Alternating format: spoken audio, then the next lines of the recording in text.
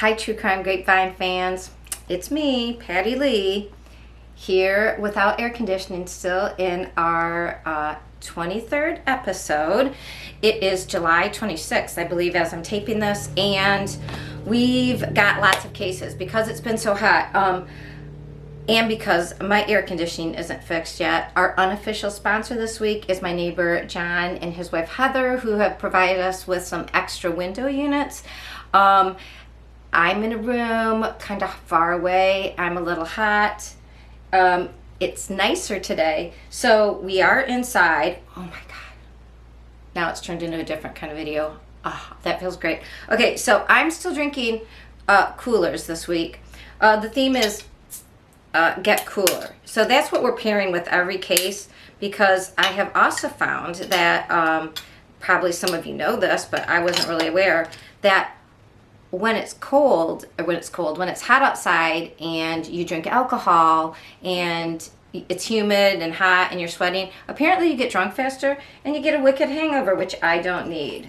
So we're drinking coolers to stay cool. We aren't doing it at midnight, at least, so that's a positive. I love the Smirnoff Ice Red, White, and Berry. It's one of my favorites. It's July themed. We've got our little July themed lights in the True Crime Grapevine wreath, so we're all set. We have lots to do. This will be recorded in separate cases, and so if you want to just do one case, you can just watch that case. I am trying to get my editor to combine them all if you really like a long deep dive. And we're off Podbean right now, so you can only catch us on YouTube. So hit that like button, hit the subscribe button, and hit the notification bell if you want to be notified for when I upload, because I sometimes go live. Let's raise a grass or a glass, whatever. I don't know if I mentioned, I'm the dyslexic detective. You will notice dyslexia is a language processing disorder, which is a difference in your neurology. It can inhibit some language processing, but it also allows you to think outside the box, which is what all of us armchair detectives and real detectives, I think, like to do. So I like to give you the facts. I like to give you logical theories that I will provide you with my critical reasoning, and I'll let you know when I'm just making it up, because sometimes, I just have, I consider all the possibilities. Sometimes I get things, faster than the average bear. Sometimes I make errors in judgment, and that may be the case when we talk about one of our cases this week. So what are we talking about this week? We have like 5 or 6 new cases. Now, new cases I always put in the beginning, and we don't always come back to them. Some of them, by the time I read about them, I tell you about what everybody's talking about, right? Again, if you're new to the True Crime Grapevine, I'm going to give you what everybody else has been talking about on all the true crime channels, YouTube, TV, cable, newspapers, all the things that are in the zeitgeist of our culture right now. So this is current case updates, and we have some big cases that we follow all the way through, like the crime, who did it, into finding a suspect, and there's an arrest, and then we follow it through trial. Those are our big cases. We have about 5 of those going on right now. And once it gets into litigation, there's not an update every week. Some are just new cases that, like we have a few this week, that are kind of resolved immediately, like the person is caught doing it, and there might be litigation later, but I tell you about it because everybody's talking about it, and that's what the true crime, that's the grapevine part. It's me. It's like you sit down next to me once a week, and I'm just going to tell you what everybody else is saying. I'm not vouching for it. I try my best, and what I think I'll tell you about when it's my opinion, but a lot of it is alleged. But I'll let you know what's what, what's hot, what's happening, and who said it. Those are my main squeezes, my main sources, and I'll let you know where if you want to go for like the deep dive. I always try to tell you, just like any good gossip in high school, I'm gonna say Well, did you hear? And then I'll tell you, well, where'd you hear it? Well, so-and-so said, and then I'll tell you how much I trust so-and-so. Sounds fair? All right, so if you don't have hours and hours upon hours to watch all the true crime, this is a way to just get caught up while you're doing something for a couple hours, you know, working on some craft or cleaning or cooking dinner or driving around in your car, going to and from work, or hauling the children around or dogs or whatever you might be doing. So this week, let's get into it, is going to be seriously 1, 2, I'm going to count for you, 3, 4, 5 new cases. So we have the new cases. This is just my little intro. I'm just going to give you a quick case overview. We have an update on the Christina Powell missing persons case. We have a new case. I did it now by like types of cases. We have 1, you're gonna love this one, 2, 3, 4 shooting related cases. And usually I would do a shot during those, but since it's hot outside and we're cooling down, it's just the cooler. But I would pair a shot with those because I not just because they're shootings, but oh my gosh, you need some medicinal help after that. We have a new case. My little grouping here of kids killing kids. Yes, that is a type of crime we talk a lot about. We have a new one of that and some updates on 2 other ones. Yes, there's too much child on child crime. We have an update on the Caitlin Armstrong case that is getting going now regarding the defense speaking. We have, these are not getting into our big cases, so the Vallow Daybell case, we have some news updates on. Barry Morphew, these are my big court cases. We've got Barry, Laundries, the Petito case, the civil case that's going on, a Murdaugh update, and an Orrin and Orson West case. We haven't talked about that in a while. There's a little update, very small update on that relating to court. And then we have some final thoughts. So strap in. We've got a lot to get through. Grab your drink of choice. If you'd like to pair a cooler, I really highly can recommend the Smirnoff Ice. It's cool. It does keep you cool. It's not too alcoholic, so you don't get too wasted when, you know, it's hot outside. And it's very sweet and blueberry color. Also, non-official sponsor, Yetis. That's right, Yetis. They keep your drink cool when there's no air conditioning and it's really hot outside. All right, so that's it for the introduction. I will come back with the cases, our new cases, in just 1 second. Stick around. Hi, true crime fans. Okay, we have our first case file that we're going to unpack here, which is new cases. So what's been happening? A lot. Our first new case is about a honeymoon homicide. Hashtag honeymoon homicide. Hashtag apparently Blue Lagoon murder. So if you're of a certain age, you might remember, oh, and speaking of blue, right, goes along with our drink color. It is Blue Lagoon color. Blue Lagoon was shot at this island called Turtle Island in Fiji. Beautiful. It is 500 acres, so it's not too big. And it hosts typically about 14 newlywed couples. There's a luxury resort located there. And a 36-year-old newlywed, Christe Chen, and her new husband, his name is Bradley Robert Dawson, Brad. They seem to have had like a whirlwind described by their friends relationship. Now, we're not exactly sure how long the whirlwind lasted, but maybe within the year.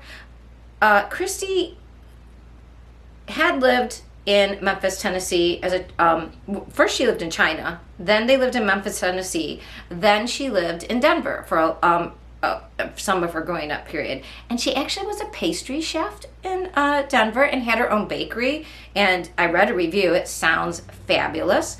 And then she wanted to go back to school. And she went to back to Memphis, Tennessee. And I don't know where her family was located at that time, if they were also back in Memphis or if some people had stayed in Memphis. So it's unclear where her parents are located and how much family she had in Memphis, but she was there since, I don't know if it was 2019, but she went and did a program in pharmacy. And she graduated in 2021, I believe, and got she got a grant to work with how people in lower socioeconomic statuses were able to receive and use their medications. And she got a grant to study that further. And she worked for Kroger in a pharmacy down there. So sometime in the past year, she met Bradley. We're not sure how. Her friends said a lot of them didn't meet him until the wedding in February. And it was the date of their wedding. It was in February. Let me see if I have the exact date.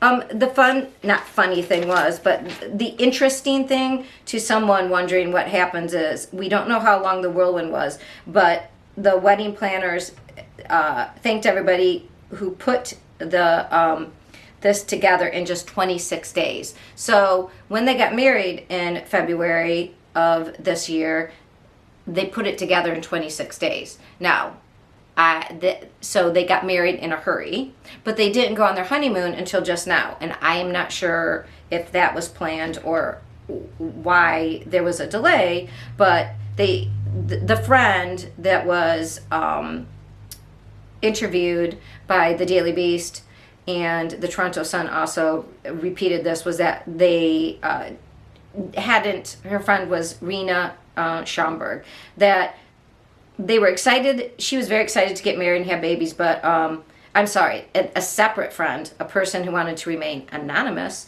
told them that while it was a whirlwind romance, they didn't see any red flags, but they didn't meet him until like at the wedding reception. And there were 20, they said it was a 20-person intimate affair at a historic inn. So that's the situation. You have these two people, a 36-year-old ex-pastry chef turned pharmacist student, like star student, with a big heart, and a groom who worked for a nonprofit. He was the IT specialist for this nonprofit in Memphis called Village Youth, and now he is suspended from there. So here's what happened, and he is 38. So 2 years apart, getting older, kind of the right age to, professionals, if you are older and it sounded like she wanted to have kids, you date, get married faster, time is marching on. Anyways, so they have this great honeymoon planned in this Blue Lagoon Island, Turtle Island in the Fijis. So 2 days into their trip, something happens. What we know is it was July, let's see, I think it was July 6th. I don't know if that's when she was found or when they think the event happened.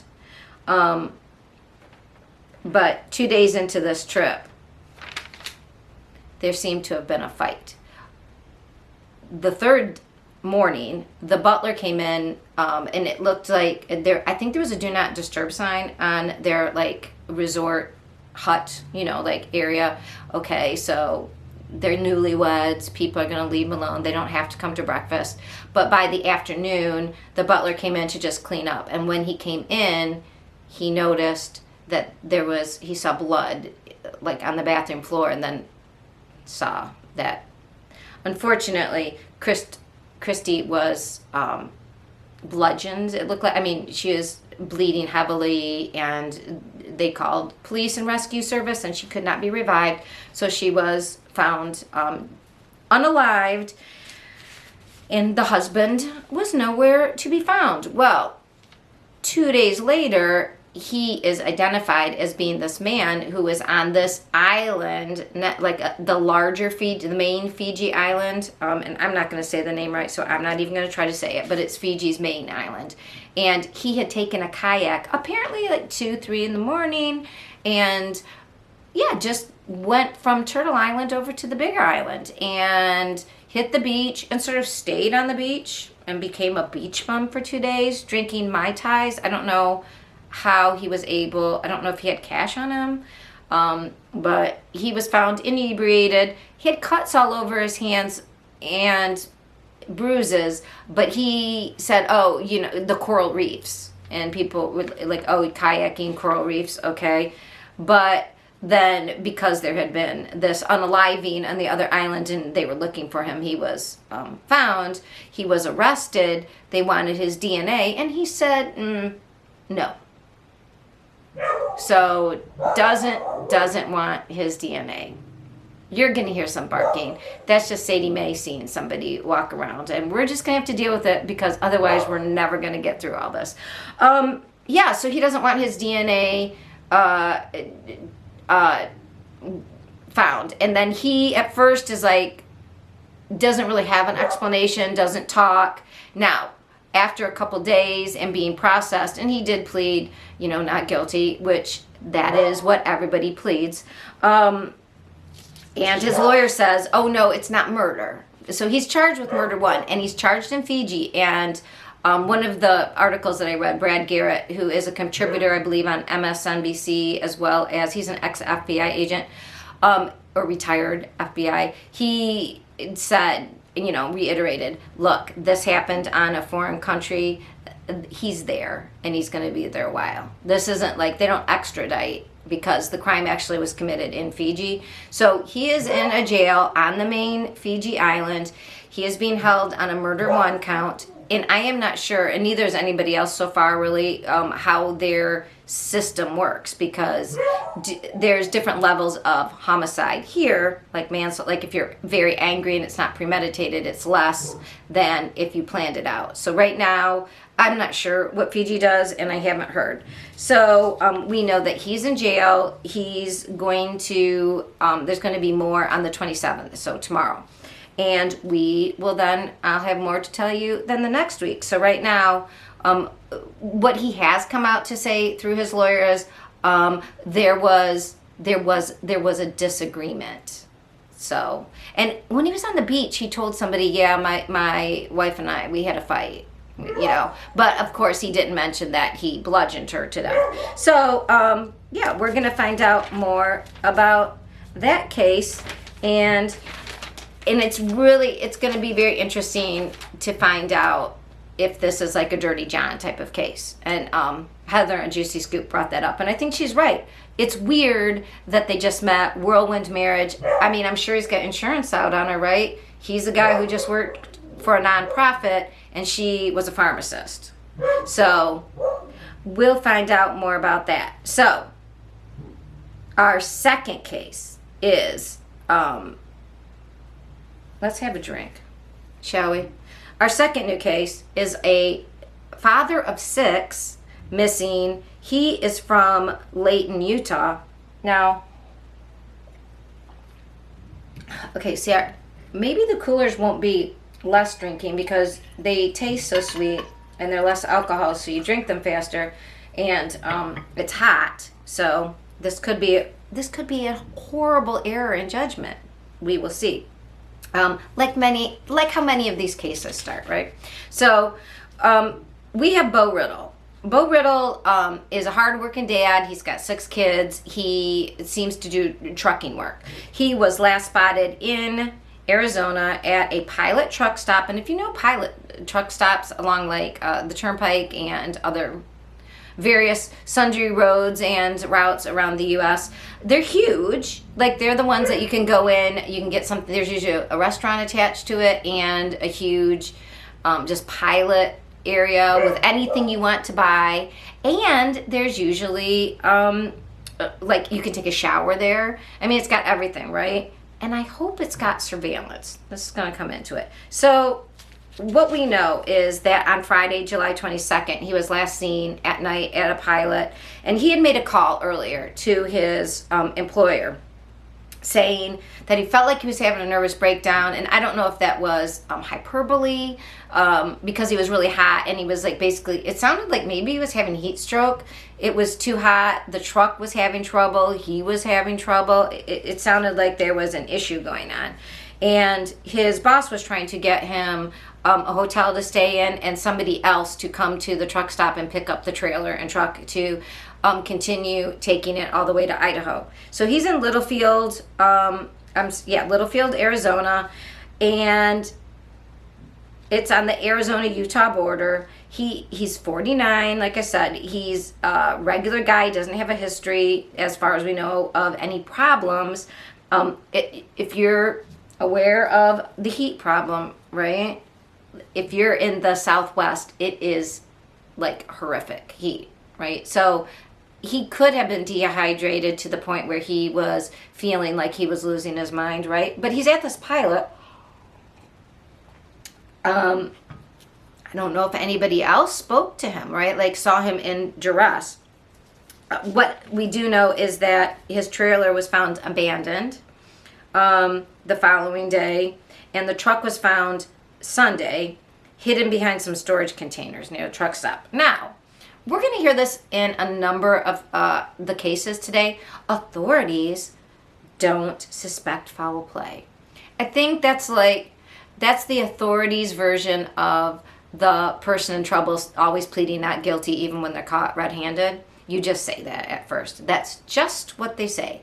Because if a man is in duress, he's not feeling well, he's called into his boss, he's at this truck stop, and then suddenly the trailer's found by itself abandoned and his truck is hidden close by but behind storage units. And where is he? So the Layton Police Department, he's from Layton, Utah. They have him listed as a missing person. And it sounds to me like, seriously, it sounds like he was having heat stroke and maybe someone helped him. So they're, unfortunately, at truck stops, it's a world where people are transient. I mean, literally, they're transporting things. Some people are literally just they're moving through. But it's also where a lot of other marginalized society activities take place. And perhaps somebody noticed somebody who looked like he was having a hard time and they took advantage of it. That's what I think happened. What do you think? Oh, so if you have any ideas about these cases, I would love to hear your thoughts and theories. Put them in the comments below. I have noticed, I'm not really technologically proficient, but when I did my last live, I checked, there's some comments that looked like in German, some naughty talk. Please ignore all that if you see some comments that are inappropriate. I will try to flag them and delete them. I have just been so hot and a little delirious myself, but thank goodness nobody is here to take advantage of me except, my children asking for money. And I've only been sitting in 80-degree heat in my house before we got these other units. Now we're in the high 70s, but we were in the mid 80s. And apparently if you're in mid 80 temperatures for long periods of time, it makes you have a low-grade headache. You get sick to your stomach. You don't feel very well. You get tired and not disoriented because I wasn't that hot. But if you were at out in the, desert, the Southwest, and even if you're at a gas station, like if you're sitting in your truck for a second, like that is probably very easy to get heat stroke. And so I feel for, and he's a father of 6. So his wife, Kim Riddle, is just losing her mind. So if you have any ideas, also, I believe they will be checking surveillance. This just happened Friday, so I think we'll hear more about that. All right, our third new missing persons case comes out of Spring Branch, Texas. Okay, so on this, I think this also happened. Let's see what happened specifically. A lot of things happened on Friday and Saturday this week. This woman, Shonda, no, I'm not going to say her name, DeMarbro, Shauna DeMarbro. She's 45. She vanished from her RV home last Tuesday, so it's been 1 week. Immediately, so her husband, Chris Antos, it's her husband, but they have different names, but that's okay because, people keep their own name, so that's fine. But I don't know if it's maybe common law, and not that it matters, right? Because that shouldn't matter. That doesn't matter. I just always wonder when there's like differences in names, why? Because I'm a weirdo. Because I wonder about everything, even things that aren't important, which is how you get those crazy boards. Okay, so she vanished. She was reported. She was last seen. No, it says she was last seen on social media. So I don't know if she took a social media post Tuesday that morning, but it said she was seen in a white T-shirt with pink shorts and black flip-flops. And the picture shown, she looked fine, but so her husband, he's pleading. Now, if you followed any other cases with us, there was one from Colorado by a certain man who pleaded, please come home. So a lot of us in the true crime community, when we hear somebody pleading for their wife to please return, we take that with a grain of salt, especially, so I was referring to the Barry Morphew case and Suzanne Morphew, who is still missing from Colorado, who went missing during the high point of COVID and left without anything. Well, guess what? Funnily enough, Shauna also left everything at home. Her keys, her car, her dog, her purse, her ID, her money, her phone. Weird, right? At least Suzanne's phone was thrown off the side of a nearby road. I mean, let's give someone some effort for at least trying to hide that and throw a bike over. Nope. Shauna is just missing. Her husband returned at lunchtime Tuesday and just found like she was. Now listen, I say this. Watch, we find out there's some like crazy person that just came into the house and took her. That could happen. That is there's plenty of stories about I survived and other horrible tales on other true crime stories about people who just come in and snatch somebody. So I'm not sure on how secure her RV was, but if somebody was watching and they saw that the husband left every day, maybe that's what happened. But so he is pleading for her to please return. They haven't heard anything. She left everything. Texas EquiSearch and Project Absentus are helping. And he says there's going to be a public search soon. And her family has stuck by him, and he said that's what's getting him through. I got this information mostly from the local station KENS 5, which is a CBS, I believe, affiliate. And the people that you can call to, it's the Connell County Sheriff's, is 830-620-3400 if you have any information on seeing Shayna. We all suspect the husband at first. That is a normal thing. Maybe not. Maybe not. Let's hope not, right? Although, well, these cases, it's all horrible. All right. I hate to say this. Moving on to another new case. So, if you follow the True Crime Grapevine, you might know I live near the Ohio-Michigan border. So anything having to do with the Great Lakes area, is, close to me. So we've got a couple Midwestern Great Lakes area stories. So this man, Larry David Davis, who's 48 years old, he didn't have an easy time of it. He lived near Chillicothe area. He was experienced addiction. He had an on and off again girlfriend, but she was always a friend of, I mean, they dated for on and off for 9 years, but she was supportive of him no matter what, and was in contact with him, as was his brother Jeffrey. About every other day they would hear from him. So I mean, he was around town. They, you know, if you know anything about addiction and maybe mental illness, people like to be homeless by choice, almost like they feel their skin feels a certain way, they need to be outside walking. So Larry David Davis went missing March 4th of this year.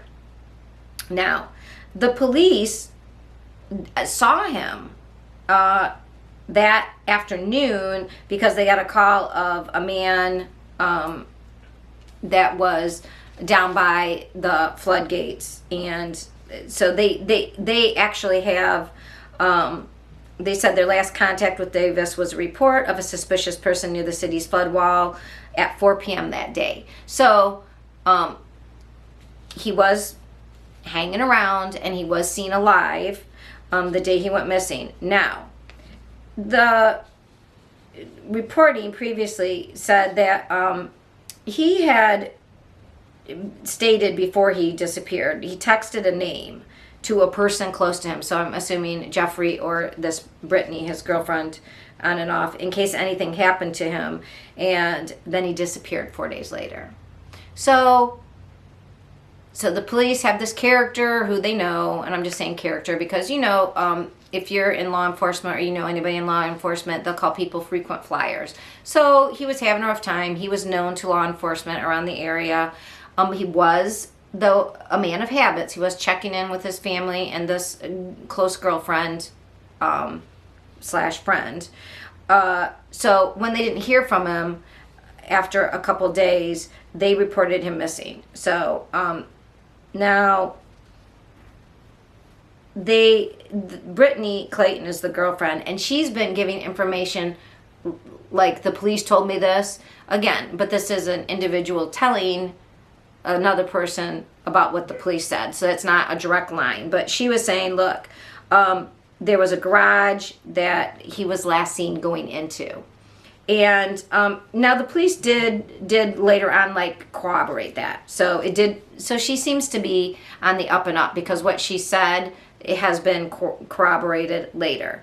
But apparently they searched that, like he was seen on surveillance, and his bike, it said, was found at a property. And I'm assuming the property was where this garage was. So they apparently searched the garage right then and didn't find anything. But just recently, Brittany said that the people there were cleaning out the garage and moving, and the police went back in and looked, and they found a tote with remains in it.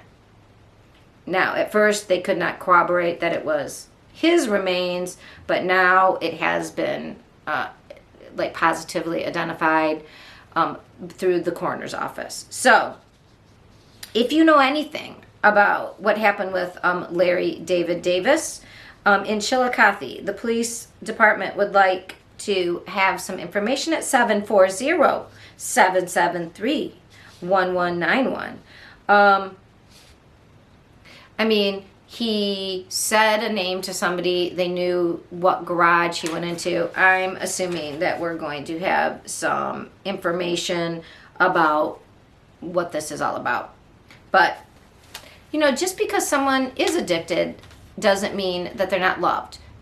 This Brittany loved and cared for him, and he was important to his brother Jeffrey, and he's a human being that we should care about. And nobody should just be seen walking into a garage and then disappear off the face of the earth. So I'm pretty sure that the Chillicothe police will solve this one. It sounds like maybe they have some leads, but something that was being spoken about on the interwebs. So there you go.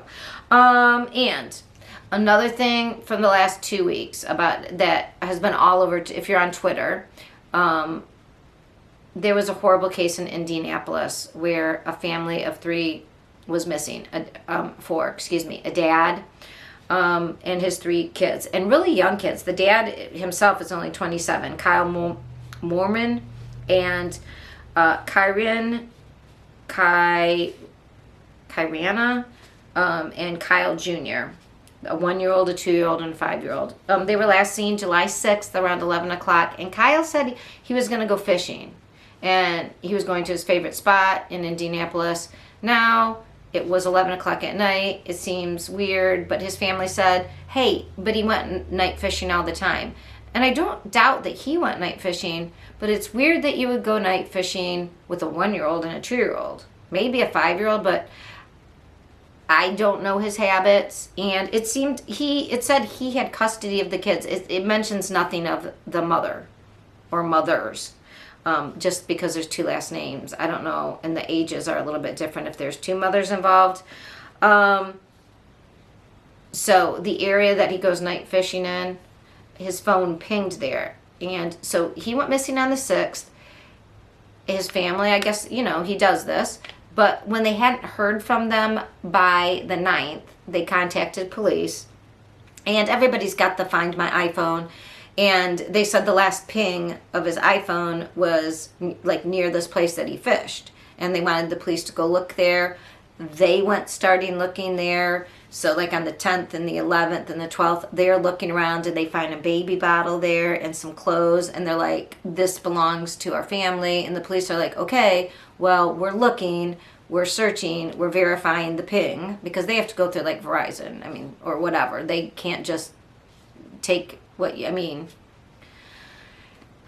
Anyways, unfortunately, the families, they did start looking in that area. The ping was verified. They found a body of a man, which was then later identified as Kyle. And then in the pond/lake, they found the black sob and 3 children in it. So, what happened? Now, if you're from this area of Michigan, Ohio, Indiana, you might have heard about the Morenci, Michigan brothers. There were 3 brothers, small, like this age, 5, 3 and 2. Very small. And now their parents had a contentious custody battle, and the dad took off on Thanksgiving and went somewhere, and the children have never been found. And he returned saying, I don't know what his story is, but I don't know what happened, and we're waiting. Nobody knows. 3 little kids, it's hard to take care of yourself. I have no idea why the mom or moms were uninvolved. We would hope that he didn't become overwhelmed and pull a Susan Smith.